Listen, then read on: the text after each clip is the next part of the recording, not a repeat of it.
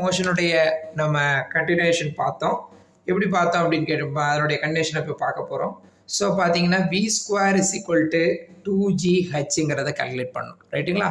So v is equal to root of 2gh, சரிங்களா? இதில் இது வரைக்கும் இது பண்ணிக்கலாம். இப்போ இது உங்களுக்கு வந்து இதில் இந்த h வேணும்னு வச்சுக்கோங்க. h is equal to b square by 2g, h is equal to b square by 2g போட்டுக்கலாம், சரிங்களா? சரி, இப்போ அடுத்த ஈக்குவேஷன் பார்த்தீங்கன்னா y ஈக்குவல் டு அதாவது y ஈக்குவல் டு 1/2 gt ஸ்கொயர்னு போட்டோம் இல்லைங்களா? எஸ்ஸுக்கு பதிலாக நம்ம என்ன போட்டோம்? y போட்டோம்ல. அப்போ நம்ம இந்த ஒய்க்கு பதிலாக நம்ம என்ன பண்ணலாம்? ஹச் சப்ஸ்டியூட் பண்ணி பார்க்கலாம். So H is equal to, ரைட்டுங்களா? H is equal to 1/2 G, ரைட்டுங்களா? ஜி டி ஸ்கொயர், ரைட்டுங்களா? அதாவது என்ன பண்ணுறோம் அப்படின்னு கேட்டிங்கன்னா, எஸ்ஸுக்கு பதிலாக முதல்ல ஒய் சப்ஸ்டியூட் பண்ணுறோம், எஸ்ஸுக்கு பதிலாக முதல்ல ஒய் சப்ஸ்டியூட் பண்ணுறோம், அதுக்கப்புறம் ஒய்க்கு பதிலாக நம்ம ஹச் சப்ஸ்டியூட் பண்ணுறோம். இதுதான் கதை. So H is equal to 1/2 G T square, ரைட்டுங்களா? H is equal to 1/2 G T square. So நம்ம என்ன பண்ணலாம் அப்படின்னா, H is equal to 1/2 G T square, T ஸ்கொயருங்கிறத எழுதிட்டு இப்போ இதுலேருந்து நம்ம டி கால்குலேட் பண்ணுறோம். T square is equal to 2h by g, 2h by g. அப்போ t equal to root of 2h by gங்கிறத நம்ம கால்குலேட் பண்ணிடுறோம். இப்போ டைம் பீரியட் என்னங்கிறத h மூலமாக by means of h and g மூலமாக நம்ம கால்குலேட் பண்ணியிருக்கோம், சரிங்களா? சரி, இப்போ அடுத்து பார்த்தீங்க அப்படின்னா, இப்போ நம்ம அடுத்து பார்த்தீங்கன்னா s is equal to ut plus 1/2 at square, ரைட்டுங்களா? s equal to ut plus 1/2 at square. அப்போ நம்ம இதை என்ன பண்ணலாம் அப்படின்னு கேட்டிங்கன்னா, இப்போ நம்ம என்ன பண்ணுறோம்? s is equal to dன்னு போட்டுக்கிறோம், ரைட்டுங்களா? ஏக்கு பதிலாக g போட்டுக்குருவோம், ரைட்டுங்களா? இதில் சப்ஸ்டியூட் பண்ணுவோம்.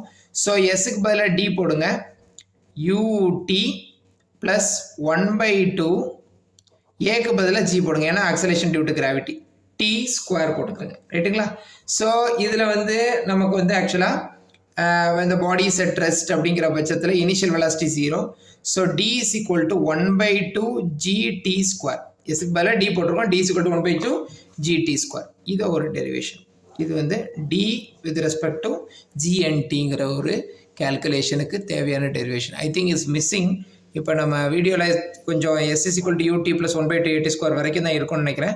ஸோ எஸ்க்கு பதிலாக d போடுங்க, ஏக்கு பதிலாக g போடுங்க, போட்டிங்கன்னா d is equal to ut plus 1/2, ஏக்கு பதிலாக g போட்டிங்கன்னா டி ஸ்கொயர் வரும். அப்புறம் d is equal to initial velocity 0ங்கிற பட்சத்தில் 0 போட்டுருங்க.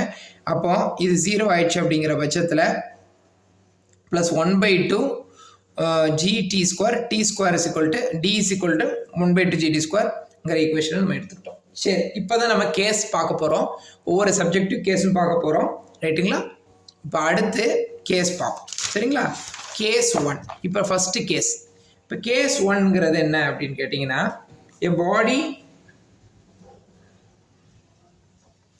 thrown vertically upwards, a body thrown vertically upwards, மேல் நோக்கி வெர்டிக்கலாக எரிஞ்சால் என்ன நடக்கும் அப்படின்னு பார்க்குறோம். அப்போ நமக்கு ஏற்கனவே தெரியும், பழைய கதையெல்லாம் எழுதுவோம். v is equal to u minus gt, s is equal to ut minus 1/2 gt square எழுதுவோம். v square is equal to u square minus 2g y, இது எல்லாமே நம்ம எழுதுவோம், சரிங்களா? 2gஸ்ன்னு கூட போடலாம், 2gs 2gy என்ன வேணாலும் போட்டுக்கலாம், ஒன்றும் பிரச்சனை இல்லை, சரிங்களா?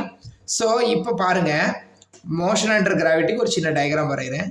இப்போ பார்த்தீங்க அப்படின்னா, ஒரு ஆப்ஜெக்ட்டு, இந்த ஒரு ஆப்ஜெக்ட்டு இதில் வந்து at a distance horizontal range பார்த்தீங்கன்னா எக்ஸ், ரேஞ்சுங்கிறது ஒரு பொருளை எரிஞ்சதுலேருந்து எவ்வளோ டிஸ்டன்ஸ் ட்ராவல் பண்ணுதுங்கிறது தான் ரேஞ்சு.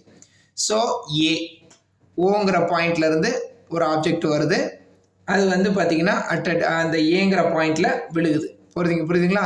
அதோட ஹைட்டு பார்த்தீங்கன்னா, ஹைட் ஆஃப் த அந்த ஆப்ஜெக்ட் வந்து எந்த ஹைட்லேருந்து உங்களுக்கு அந்த கன்வர்ஜ் ஆகி விழுகுதுன்னு பார்த்தீங்கன்னா, Y is equal to H, Y இது ஹைட்டு வந்து ஹச்ன்னு எடுத்துக்கிறாங்க. ஸோ இதில் வந்து இந்த வெக்டார் வந்து யூ வெக்டாருங்கிறது வெலாசிட்டி வெக்டார், ரைட்டுங்களா? வெலாசிட்டி வெக்டார் போட்டோம். So the distance traveled by the projectile at the time. So the distance traveled by the